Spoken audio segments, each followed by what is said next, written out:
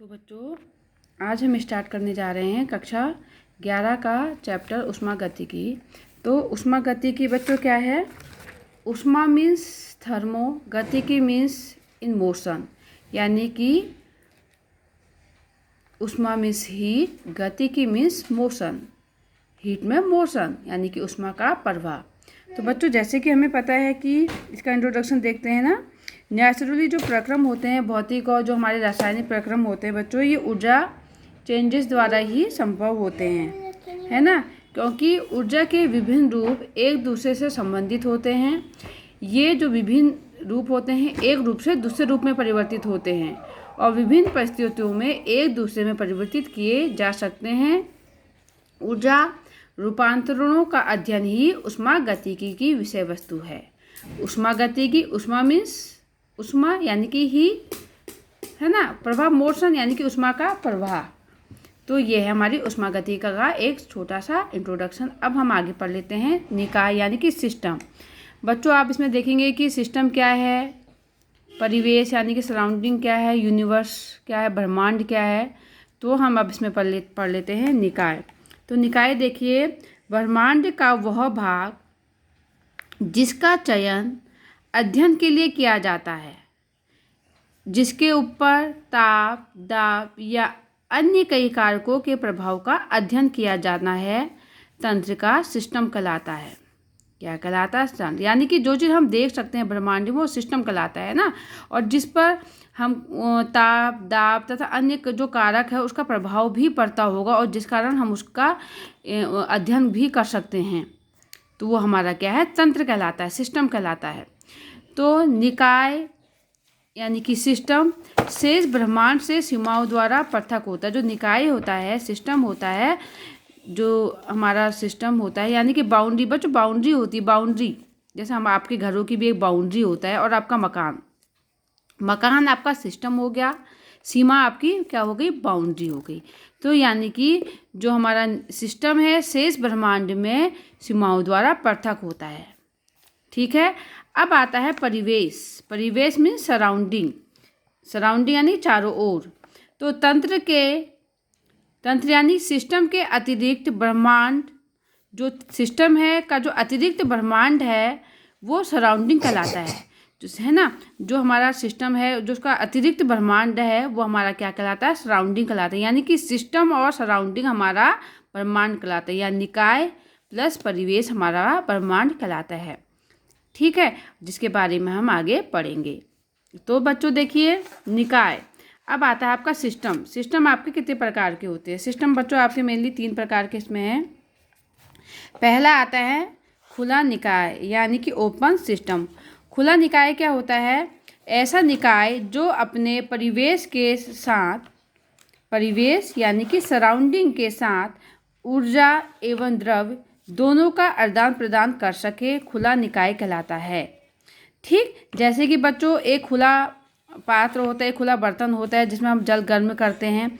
जल गर्म करते हैं तो वो क्या हुआ? खुला है, तो वो क्या कहलाएगा? खुला निकाय, खुला सिस्टम कहलाएगा। ठीक, जो कि ऊष्मा, जिससे ऊष्मा क्या होगी? ऊर्जा जब ऊष्मा के रूप में देता है। अब उसमें जब हमारा पानी होगा, कोई भी वस्तु है तो गर्म होगी और जो ऊर्जा है वो ऊष्मा के रूप में क्या होगी? निकलेगी।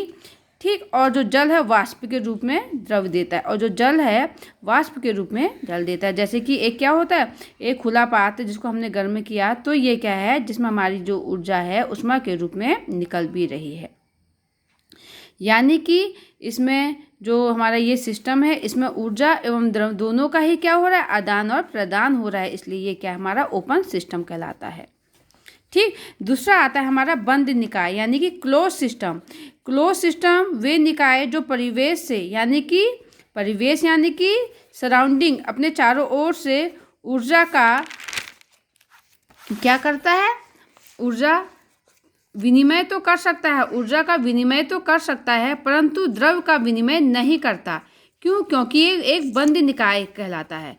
ठीक, देखिए जैसे कि हम ओपन था, ओपन निकाय में एक खुला पात्र था। अब यहाँ पे जो हमारा निकाय होगा वो क्या होगा? खुला नहीं होगा। क्या होगा? एक बंद होगा।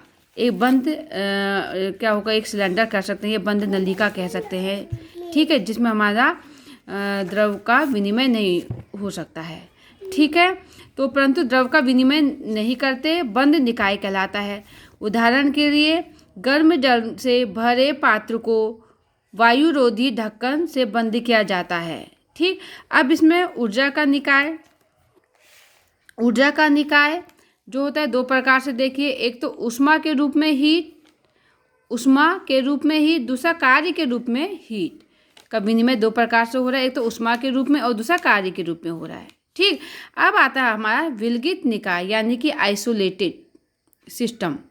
विलगित निकाय ऐसा निकाय होता है जो परिवेश के साथ ऊर्जा व द्रव दोनों का ही आदान प्रदान नहीं करते हैं।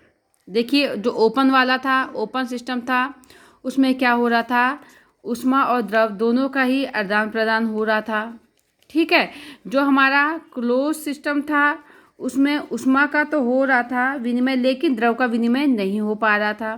अब यह है हमारा आइसोलेटेड यानी कि विलगित निकाय। ये ऐसा निकाय है जो परिवेश यानी कि अपने चारों जो सराउंडिंग में के साथ ऊर्जा व ऊष्मा दोनों का ही आदान प्रदान नहीं कर पा रहा है, तो ऐसा सिस्टम हमारा विलगित निकाय कहलाता है। जैसे कि थर्मस में रखा जल। ठीक है, अब आता है हमारा अवस्था फलन। नेक्स्ट पॉइंट आता है हमारा अवस्था फलन। तो अवस्था फलन क्या है बच्चों, देख लेते हैं। अवस्था फलन के अंतर्गत हमारा आता है कि किसी निकाय के वे ऊष्मागतिकी गुणधर्म में कोई सिस्टम है। किसी निकाय के वे ऊष्मागतिकी गुणधर्म जिनके मान प्रारंभिक और अंतिम अवस्था पर निर्भर करते हैं। जिनके मान क्या होगा, या तो उनके प्रारंभिक अवस्था पर निर्भर करेगा या उसकी अंतिम अवस्था पर निर्भर करता है।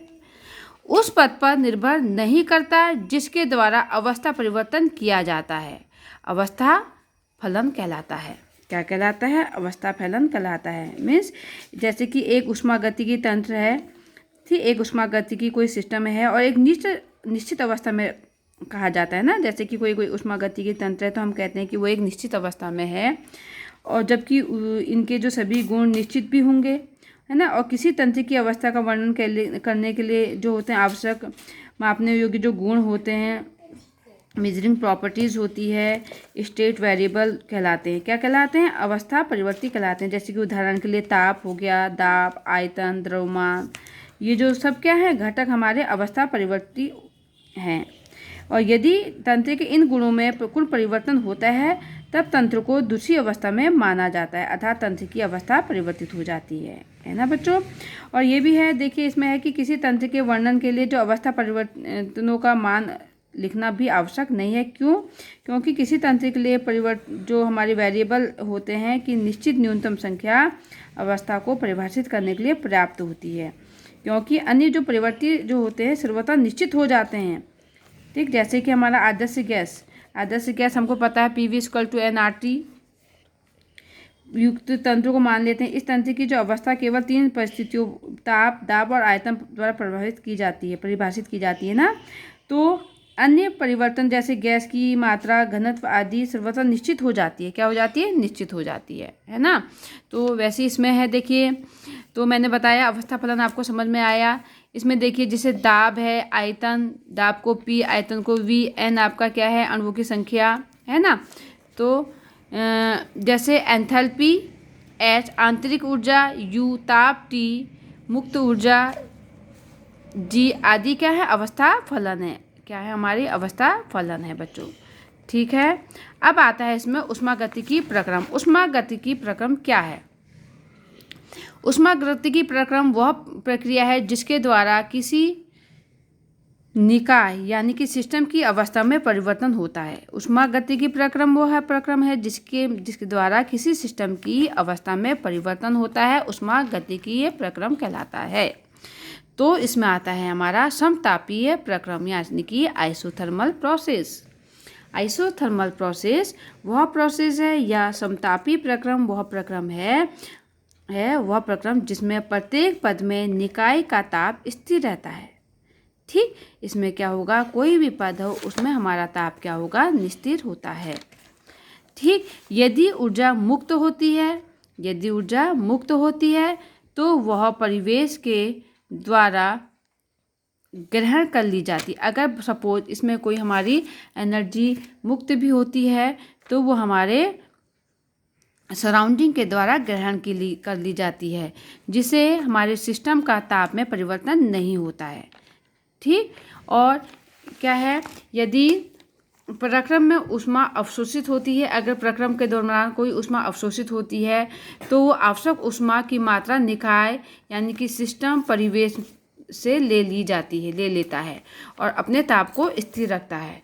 ठीक है। और ताप में शून्य परिवर्तन dt = 0 हो जाता है, यानी कि वह प्रक्रम जिसमें प्रत्येक पद में ऊष्मा निकाय का ताप स्थिर होता है। अगर सपोज ऊष्मा हमारी जो है ऊर्जा मुक्त हो रही है तो वो हमारे निकाय के ताप में परिवर्तन नहीं हो पाता। क्यों? क्योंकि परिवेश के द्वारा वो मुक्त हुई जो ऊष्मा है वो ग्रहण कर ली जाती है। अगर ऊष्मा अवशोषित होती है तो जो आवश्यक ऊष्मा है वो निकाय परिवेश से ले ली जाती है, जिस कारण इस सिस्टम का आइसोथर्मल प्रोसेस में जो एनर्जी है, ऊष्मा है, वो स्थिर रहती है।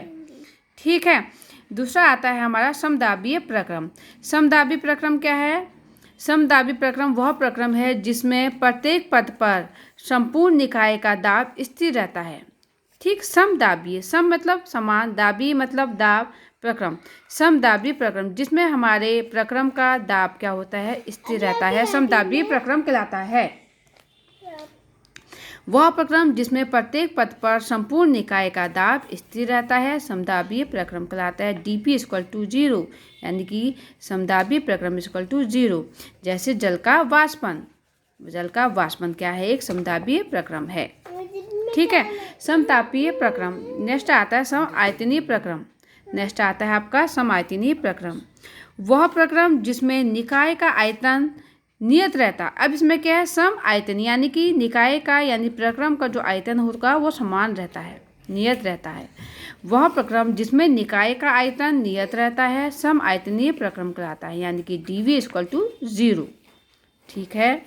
अब आता है हमारा रुद्रोष्म प्रक्रम। रुद्रोष्म प्रक्रम क्या है बच्चों? रुद्रोष्म प्रक्रम वह प्रक्रम है जिसमें निकाय यानी कि सिस्टम द्वारा परिवेश यानी कि सराउंडिंग, अपने चारों ओर का जो परिवेश है को ना तो ऊष्मा दी जाती है और ना ही निकाय द्वारा परिवेश से ऊष्मा ली जाती है। रुद्रोष्म प्रक्रम कहलाता है, यानी कि dQ = 0। ठीक। इसमें P और V के बीच में एक ग्राफ खींचते हैं तो इसमें हमारा ये क्या है? रुद्रोष्म प्रक्रम। ठीक। रुद्रोष्म प्रक्रम यानी कि जिसमें हमारे निकाय या परिवेश से ना तो ऊष्मा ली जा रही है इसमें, ना ही ऊष्मा दी जा रही है। और समतापी प्रक्रम, देखिए इसमें एक गोल सा ग्राफ आया है। समतापी प्रक्रम क्या है?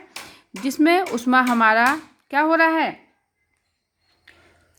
यानी कि जिसमें हमारे जो ताप है वो क्या है? निकाय का किसी भी पद पर स्थिर रहता है। तो इसमें क्या है? हमारा समतापी प्रक्रम का इस टाइप का ग्राफ बनता है ना। अगर कोई ऊष्मा मुक्त हो रही है या अवशोषित हो रही है वो निकाय परिवेश द्वारा क्या कर ली जाती है? दोबारा ले ली जाती है और अपने जो प्रक्रम का ये ताप क्या बनाए रहते हैं? स्थिर बनाए रहते हैं।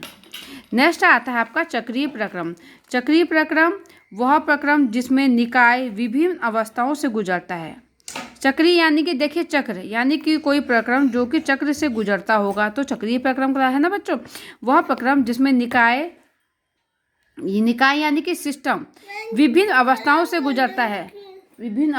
गुजरता है और अपनी प्रारंभिक अवस्था में आ जाता है, यानी कि किसी भी अवस्था से घूम रहा है तो वो वापस कहाँ पे आ रहा है? अपनी प्रारंभिक अवस्था में आ जा रहा है, चक्रीय प्रक्रम कहलाता है।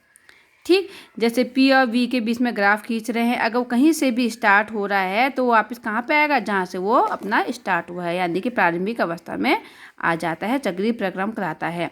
इसमें dP = 0, dV = 0, dV = 0 और dt = 0, यानी कि ΔP, ΔV, ΔU, ΔT क्या होते हैं? 0। ΔS भी 0, ΔS भी 0। ठीक है। और कार्य ऊष्मा पद पर निर्भर करता है। ठीक है बच्चों। अब बाकी बच्चों आपको नेक्स्ट वीडियो में कराएंगे, बाकी आप इतना समझिए।